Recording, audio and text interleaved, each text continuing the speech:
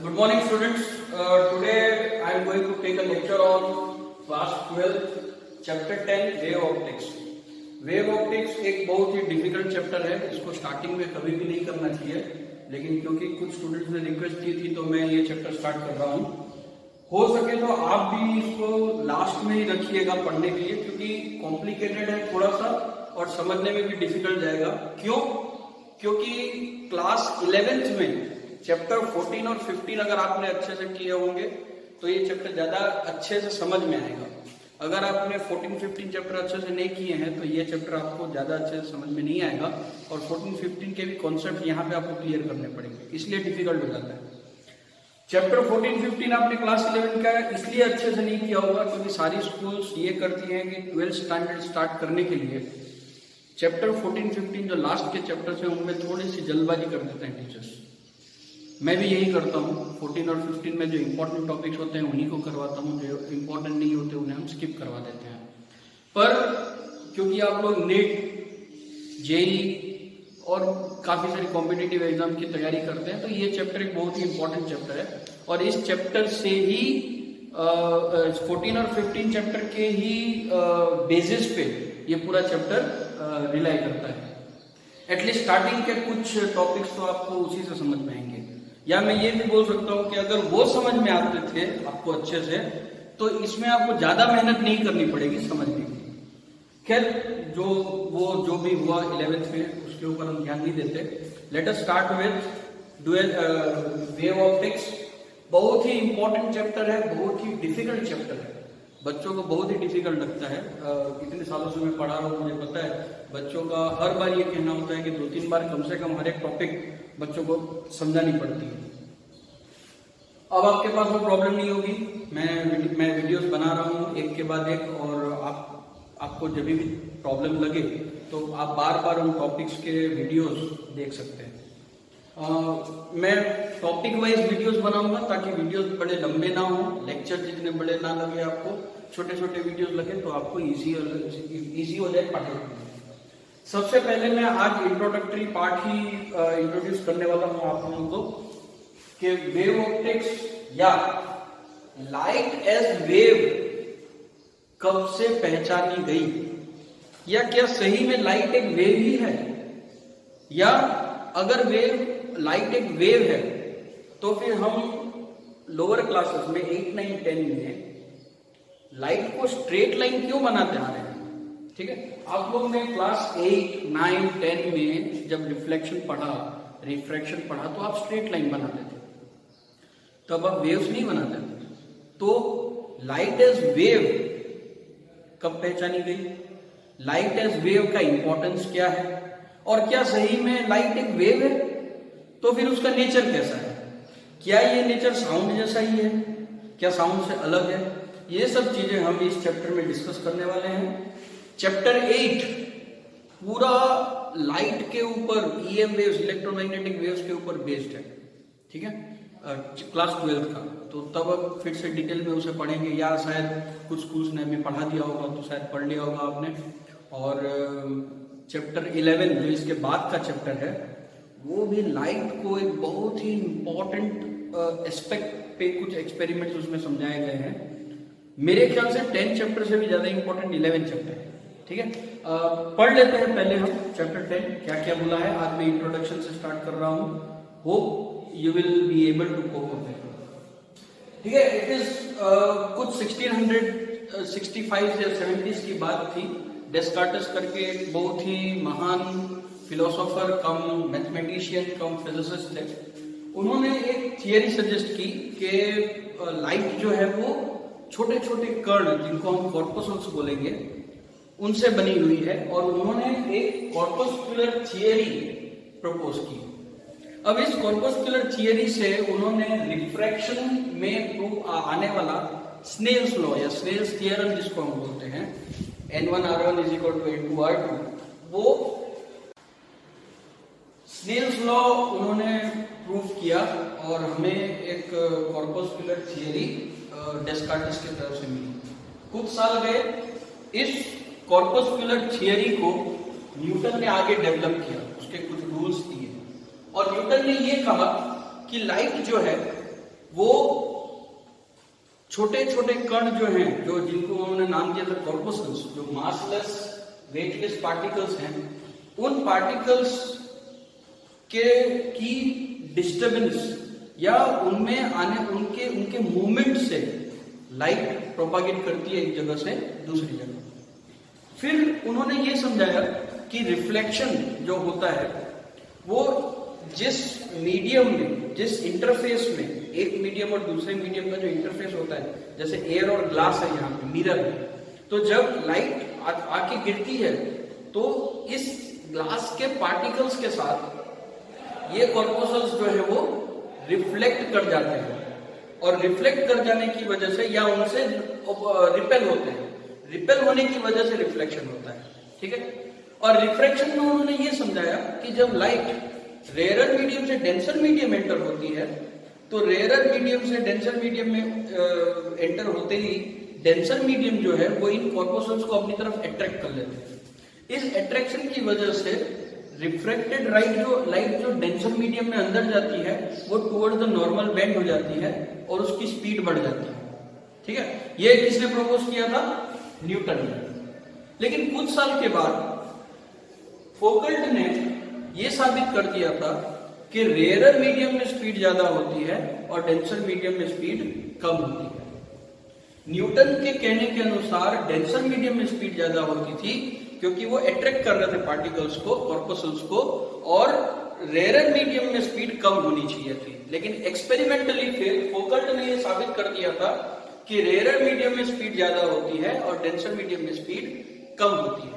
अब न्यूटन के पास experimental basis नहीं था, लेकिन फोकल्ट के पास एक्सपेरिमेंटल आधार थे उसको साबित करने के लिए, इसलिए न्यूटन की जो थियरी थी वो उसके ऊपर क्वेश्चन मार्क लगा। आगे जाके फिर यह भी साबित हुआ कि जब एक इंटरफेस पे रिफ्रैक्शन होता है तो कुछ अमाउंट ऑफ लाइट रिफ्लेक्ट भी करती है। रिफ्रैक्शन तो होता ही है, कुछ अमाउंट ऑफ लाइट रिफ्लेक्ट भी कर जाती है। जैसे सपोज ये एक मीडियम है, यहाँ पे एयर और यहाँ पे पानी है नीचे, तो आपने देखा होगा कि जब आप पानी में अपना चेहरा देखते हैं तो आपको अपना चेहरा भी दिखता है, प्लस नीचे की चीजें भी दिखती हैं अगर पानी साफ है तो। कई बार आपने ऐसा देखा होगा। ये इसलिए होता है क्योंकि जब भी रिफ्रैक्शन होता है वहां कुछ ना कुछ रिफ्लेक्शन जरूर होता है, और जब भी रिफ्लेक्शन होता है थोड़ा बहुत रिफ्रैक्शन होता ही होता है, ठीक है। ये रूल है, तो ये पाया गया है, ठीक है। तो फोकल्ट के कहने के अनुसार जो रिफ्लेक्शन और रिफ्रैक्शन की जो बात हुई उसमें बुरी तरह से न्यूटन और डेस्कार्टिस का जो कॉर्पस्कुलर थियरी था वो पूरी तरह से क्वेश्चन मार्क बन गया, और इसलिए साइंटिस्ट को, फिजिसिस्ट को दूसरी थियरी के बारे में सोचना पड़ा। जब दूसरी थियरी की बात आई तो उसी एरा में हाइगन्स और फ्रेशनल अपनी अपनी थियरी लेकर आगे बढ़े। हाइगन ने यह कहा कि एक ल्यूमिनिफेरस पूरे ब्रह्मांड में, पूरे विश्व में, पूरे यूनिवर्स में, विश्व नहीं पूरे ब्रह्मांड, पूरे यूनिवर्स में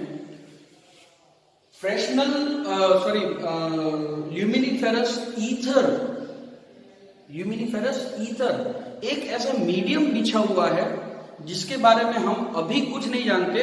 हो सकता है कुछ समय के बाद हम उसके पार्टिकल्स के बारे में जानना शुरू कर दें। ऐसी एक थियरी हाइगन ने प्रपोज की, और इस थियरी पे आगे बढ़े फ्रेशनल और थॉमस यंग जैसे साइंटिस्ट और खुद हाइगन ने फिर ये कहा कि जिस तरह से साउंड एक मैकेनिकल वेव है और एयर या किसी और मीडियम के पार्टिकल के वाइब्रेशन से वो प्रोपागेट करते हैं, उसी तरह से लाइट भी इसी ल्यूमिनिफेरस ईथर के पार्टिकल के वाइब्रेशन से प्रोपागेट करती है।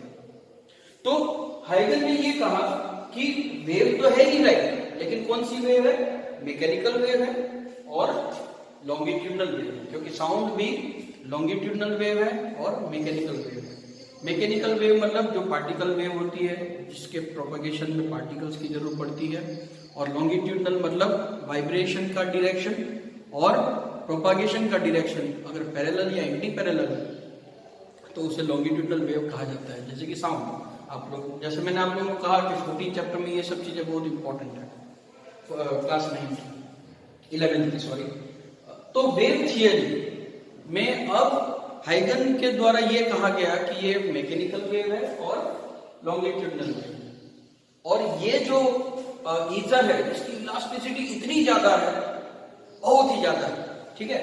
और एक स्पीड उस वेव में, उस वेव की जो स्पीड है उसको डिराइव करने के लिए रिलेशन भी दे दिया, E/ρ, where E is coefficient of elasticity and ρ is density। अब ये स्पीड भी आप लोगों ने क्लास 11th में चैप्टर 15 में डिराइव की थी, अगर आप लोगों को याद आ रहा हो तो ये एक बार रेफर कीजिएगा, किस तरह से उसका डेरिवेशन डायमेंशनल एनालिसिस से उसको प्रूव किया गया, उसको फाइंड आउट किया गया।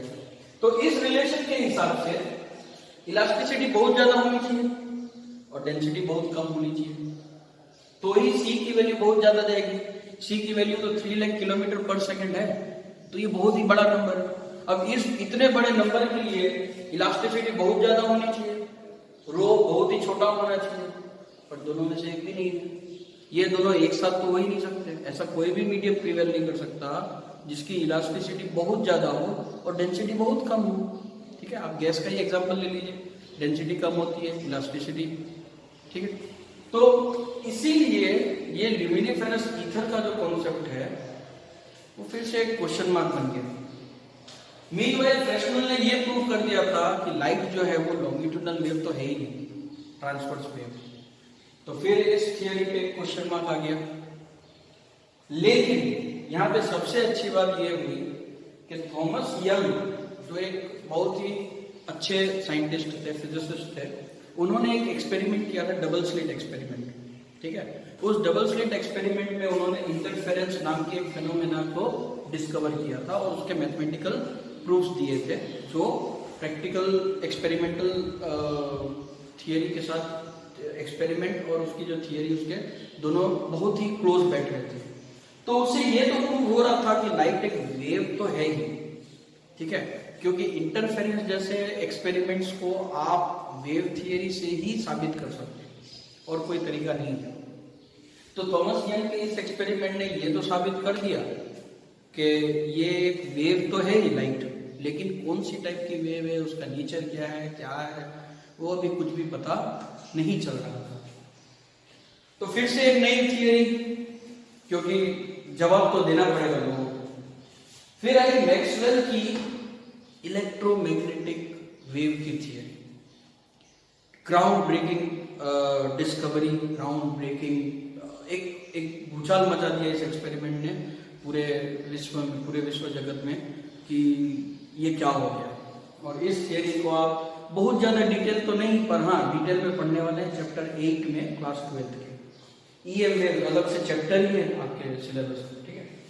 इन्होंने ये कहा कि जो लाइट है वो ऑसिलेटिंग इलेक्ट्रिक फील्ड और ऑसिलेटिंग मैग्नेटिक फील्ड से बनी हुई है, और ये दोनों का जो ऑसिलेशन का जो डायरेक्शन है वाइब्रेशन का, ठीक है, वो एक दूसरे को पैरेलल होगा, परपेंडिकुलर होगा, और perpendicular to the propagation also. यानी कि अगर मैं बहुत ही इजी फॉर्म में अगर आपको समझाऊं तो इसको इस तरह से आप समझ सकते हो कि वाइब्रेशन अगर एक्स एक्सिस में है और इलेक्ट्रिक फील्ड का वाइब्रेशन, प्रोपागेशन अगर एक्स एक्सिस में है, वाइब्रेशन अगर वाई एक्सिस में हो रहा है, एक्स एक्सिस में प्रोपागेशन, ठीक है, मतलब कि वेव आगे बढ़ रही है एक्स एक्सिस में, वाई एक्सिस में इलेक्ट्रिक फील्ड, तो मैग्नेटिक फील्ड जो है वो जेड एक्सिस में होनी चाहिए, तो ही तीनों म्यूचुअली परपेंडिकुलर होंगे। इसलिए मैंने लिखा है they are oscillating electric field and magnetic field perpendicularly vibrating to each other and also to the direction of propagation. ये सब आप क्लास चैप्टर 8 में, क्लास 12 के चैप्टर 8 में डिटेल में पढ़ने वाले हैं, इसलिए ज्यादा डिटेल में हम यहाँ नहीं जाते। मैंने लिखा भी देखिए चैप्टर 8 के डिटेल। लेकिन यहाँ भी फिर से एक प्रॉब्लम थी, कुछ एक्सपेरिमेंट्स में इलेक्ट्रोमैग्नेटिक वेव्स की थियरी फिट नहीं बैठ रही थी। वो थे photo electric effect, Compton effect, मतलब फोटो इलेक्ट्रिक इफेक्ट और कॉम्पटन इफेक्ट को आप स्टार्क इफेक्ट, ये ऐसे कुछ एक्सपेरिमेंट्स थे जो जिनको आप इलेक्ट्रोमैग्नेटिक वेव या वेव थियरी से नहीं समझा सकते थे। फिर प्रॉब्लम आई, क्योंकि तब तक एक थियरी आप एक्सेप्ट नहीं कर सकते जब तक सारे एक्सपेरिमेंट उससे सेटिस्फैक्टरीली उसे मैथमेटिकली और एक्सपेरिमेंटली दोनों के जो रिजल्ट्स हैं वो सेम ना है। अब Einstein, one of the greatest brains of the world, Einstein ने मैक्स प्लैंक की क्वांटम थियरी का यूज किया ये समझाने के लिए कि लाइट जो है वो छोटे छोटे फोटॉन्स से बनी हुई है। बहुत छोटे मासलेस पार्टिकल्स हैं जिन्हें हम फोटॉन्स कहेंगे और उन फोटॉन से बनी हुई रहती है। और ये जो रिलेशन है E is equal to hv, h nu, where nu is the frequency of the light, frequency of the wave, उस थियरी से वो मैक्स प्लैंक की उस थियरी से उसने ये रिलेशन प्रपोज किया और बहुत सारी एक्सपेरिमेंट, बहुत सारे मैथमेटिकल कैलकुलेशंस दिए। उसके ऊपर बहुत सारे एक्सपेरिमेंट्स पे रिसर्च शुरू हुई और we came to the conclusion that yes, Einstein की क्वांटम थियरी लाइट को अच्छे से समझा रही है। अब फिर प्रॉब्लम हो गया, तो फोटो इलेक्ट्रिक इफेक्ट, ये जो क्वांटम थियरी है वो फोटो इलेक्ट्रिक इफेक्ट और क्वांटम थियरी को, क्वांटम इफेक्ट को समझाने में एकदम परफेक्ट बैठ गया। अब दिक्कत और बढ़ गई। क्यों? क्योंकि आइंस्टाइन की यही क्वांटम थियरी इंटरफेरेंस जैसे एक्सपेरिमेंट को समझाने में नाकाम रही, क्योंकि वो तो वेव से ही प्रूव हो रही थी। वो भी क्यों? जब आप आगे इंटरफेरेंस पढ़ेंगे तब आपको पता चलेगा कि इंटरफेरेंस को आप वेव से ही क्यों समझा पा रहे हैं, इससे क्यों नहीं समझा पा रहे, वो आप पढ़ेंगे आगे। तो अब बात आ गई इंटरफेरेंस, और सिर्फ इंटरफेरेंस नहीं, लेटर ऑन डिफ्रैक्शन, आगे जाके पोलराइजेशन जैसे एक्सपेरिमेंट, वो भी आइंस्टाइन की क्वांटम थियरी से, फोटोन की थियरी से, जो के मास के पार्टिकल्स हैं, उससे समझाना मुश्किल हो गया, पॉसिबल ही नहीं हो रहा। तो फाइनली क्या? फाइनली डी ब्रॉय, जिसे बहुत जने डी ब्रॉगली कहते हैं लेकिन actual pronunciation D Broglie, Louis D Broglie France के एक बहुत ही जाने माने फिजिसिस्ट थे। उन्होंने सजेस्ट किया कि क्योंकि कुदरत, नेचर सिमेट्री पसंद करती है, नेचर प्रीफर सिमेट्री, ये फिजिक्स का रूल है, nature prefer symmetry, actually nature का रूल, नेचर प्रीफर सिमेट्री। कैसे सिमेट्री? देखिए, दिन बना है तो रात भी बनी है, ठीक है, पहाड़ बने हैं, खाई भी बनी है, रेगिस्तान है तो समंदर भी है, और ये सब कुदरत ने ही बनाया है, ठीक है। तो नेचर ऑलवेज प्रीफर सिमेट्री, ठीक है। इस चीज को ध्यान में रखते हुए डी ब्रॉय ने ये सजेस्ट किया कि क्यों ना हम ऐसा रखें कि जिस एक्सपेरिमेंट्स को लाइट एज वेव समझा पा रहा है उसे वैसा रखें, और जिन एक्सपेरिमेंट्स को या जिन इफेक्ट्स को वो एज पार्टिकल समझा रहा है, फोटॉन्स, वैसा रखें। यानी कि लाइट की दोनों नेचर होने चाहिए, पार्टिकल नेचर भी होना चाहिए और वेव नेचर भी होना चाहिए। तो वेव नेचर तो हमें ऑलरेडी इतने सारे रिलेशन से मिल ही रहे थे, हाइगन्स से लेकर मैक्सवेल ने यही कहा कि वो वेव है। और ये पार्टिकल, तो पार्टिकल के जो रूल्स एंड रेगुलेशंस होते हैं, मतलब पार्टिकल्स सेटिस्फाई होने के लिए, एक चीज पार्टिकल है उसे वेरीफाई करने के लिए जो रूल्स हैं, उसमें मास होना चाहिए, उसमें मोमेंटम होना चाहिए, एनर्जी होनी चाहिए, वो जहाँ हीट करे तो कंजर्वेशन ऑफ मोमेंटम होना चाहिए, ये सब जो क्राइटेरियाज थे वो से क्या फोटोन सेटिस्फाई करता है, इसके ऊपर अब बहस शुरू हो गई। और जब आप चैप्टर 11 पढ़ेंगे, मैं ज़्यादा डिटेल में नहीं जाना चाहता, चैप्टर 11 में आप आइंस्टाइन की क्वांटम थियरी से ये रिलेशन और आइंस्टाइन ने फोटो इलेक्ट्रिक इफेक्ट में क्या कहा था वो, और डी ब्रॉय के का डुअल नेचर, सिर्फ लाइट में नहीं, मैटर में। मैटर यानी कि मैं, आप, table, chair, car, particles, electrons, हम सबका वेव नेचर भी है, हम सिर्फ पार्टिकल्स नहीं है, वेव भी है। तो ये जो रिलेशन डी ब्रॉय ने दिया था डुअल नेचर का, वो मैटर के लिए भी उसने दिया, सजेस्ट किया, और लाइट के लिए भी सजेस्ट किया, रेडिएशंस के लिए, क्योंकि पूरा ब्रह्मांड, पूरा विश्व सिर्फ दो ही चीजों से बना है, एक है मैटर और एक है रेडिएशंस। ये दो के अलावा इस पूरे ब्रह्मांड में कुछ भी नहीं है, नथिंग एल्स। ठीक है, तो इन दोनों का वेव नेचर और particle nature Louis D Brohi ने सजेस्ट किया। लेटर ऑन मैटर का वेव नेचर एक्सपेरिमेंटली प्रूव हुआ, और लाइट का, रेडिएशन का पार्टिकल नेचर वो भी आगे प्रूव होता है, जो आप चैप्टर 11 में पढ़ने वाले हैं। सो आज का सेशन मैं यही कंप्लीट करता हूँ। ये है इंट्रोडक्शन के वेव की theories, light as a wave कहाँ से आया, क्यों आया। इस चैप्टर में मेरा कल का जो लेक्चर होगा वो होगा हाइगन्स की थियरी पे बेस्ड। सबसे पहले हम हाइगन की थियरी को समझेंगे, उसकी थियरी को सपोर्ट करने के लिए कुछ टर्म्स सीखेंगे, उसके बाद हाइगन्स प्रिंसिपल है, और फिर हाइगन्स प्रिंसिपल से हम रिफ्लेक्शन और रिफ्रैक्शन को वेरीफाई करेंगे। Till then, thank you.